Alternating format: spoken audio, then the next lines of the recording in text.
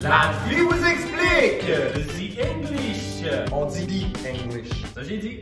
T'as dit the English, mais c'est the English. Et la prononciation en anglais, c'est très important. C'est ça, je dis. The English is so easy. Ha!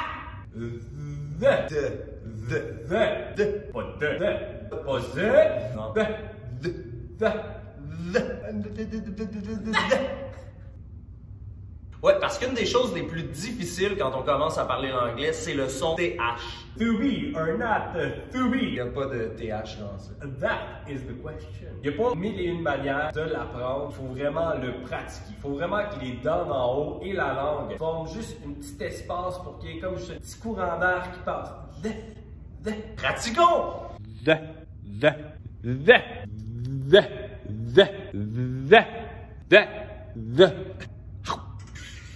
Il y a une autre petite chose qu'il faut savoir pour le mot the. Quand il est placé devant une voyelle, on le prononce the. Quand il est placé devant une consonne, on dit the. Par exemple, the ocean ou the student. Oh, tu t'attrapes! Tu l'as, Là, y en a-tu d'autres pognes de même, là, avec les prononciations? Ben, c'est simple, mais il y a aussi le pluriel. En anglais, au pluriel, on doit prononcer les S. Par exemple, trees. Donc, vous pouvez vous pratiquer avec vos TH et vos S en disant the three trees. The three freeze! The three trees. The three freeze! C'est ça, pratiquez-vous. Mais Sébastien, à quoi ça sert d'apprendre puis parler l'anglais? Ah, c'est très important, Guillaume, parce que l'anglais, c'est la langue des affaires. Donc, dans le monde, toute la business, c'est en anglais. Ensuite, si tu veux voyager, c'est l'une des langues qu'il faut connaître en premier. Tu veux faire des recherches sur Internet. Et si tu veux aller à Montréal, parce qu'on sait tous qu'à Montréal, ils disent bonjour, hi, bienvenue, welcome. Puis pour parler anglais, ben il faut connaître les pronoms. Ah ouais? Je, Hi, tu, you, il, elle. he, she, it. Hein? He, she, it. Ah, pas ce que j'avais compris. Nous. Oui. Oui quoi? Ben, pas oui, là. Oui. Oui. Oui. Ben non. Oui. Pas oui, mais non, mais oui. Vous. You. La même chose que tu. Ben ouais. Il, elle au pluriel. They. Hein? They. Pas they. They. Fouki a de la misère avec son anglais. Zay, zay, zay. Zion, zay, they. Passons au verbe. Un peu comme en français où il y a 3 groupes de verbes, en anglais, il y a 2 groupes de verbes. C'est assez simple, il y a les verbes réguliers et irréguliers. Là, c'est simple, mais attends un peu tout à l'heure. Maudit d'attrape. C'est moins bon que quand c'est toi qui le dis, hein? Ouais. Excuse.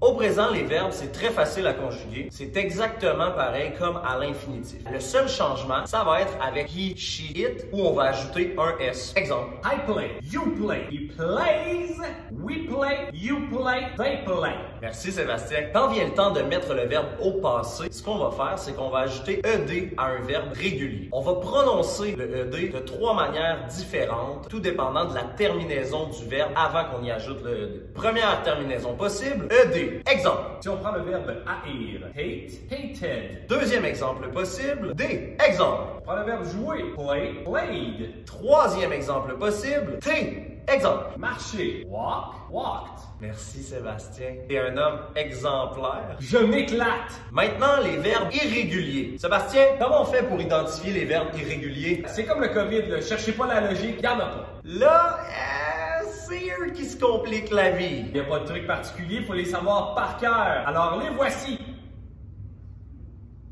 J'espère que vous les avez tous mémorisés. Alors pour les verbes irréguliers, il y en a certains entre le présent et le passé qui sont exactement le même verbe. Exemple. Couper, cut au présent, cut au passé. Il y en a qui sont différents du présent au passé. Exemple. S'asseoir, sit, sat.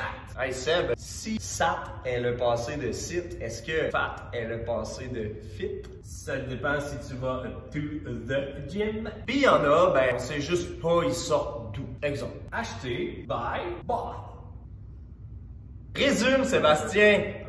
Voyons, quand je te dis résume, tu résumes. Sorry. Résume Sébastien. Donc, il faut pas oublier qu'au présent, la troisième personne du singulier, donc le he, she, it, on doit ajouter le S et le prononcer après le verbe. Les verbes au régulier au passé doivent toujours être suivis de ED. Maintenant, il y a 3 manières de le prononcer dépendamment de la terminaison du verbe. De, te, ed. Ensuite, pour les verbes irréguliers au passé, le secret, c'est de les savoir par cœur. Vous devez les étudier, les regarder. Et pour ça, il n'y a rien de mieux que de regarder des films, écouter de la musique, jouer à des jeux vidéo ou lire des livres. Et finalement, il faut pratiquer notre fameux the end. C'est pas compliqué quand c'est bien expliqué! Pour cette capsule, nous avons été assistés de Madame Michelle Marlène et de Madame Josée Simard, enseignantes à l'école La Source. Merci à vous deux. Hey, moi, si j'étais toi, nos capsules sont assez bonnes que je me dirais Marlène, écoute un autre. Oh, j'osais pas le dire. Ah! Hey, devant le mot voyelle en anglais, est-ce qu'on dit the vowel ou the vowel? Bonne question.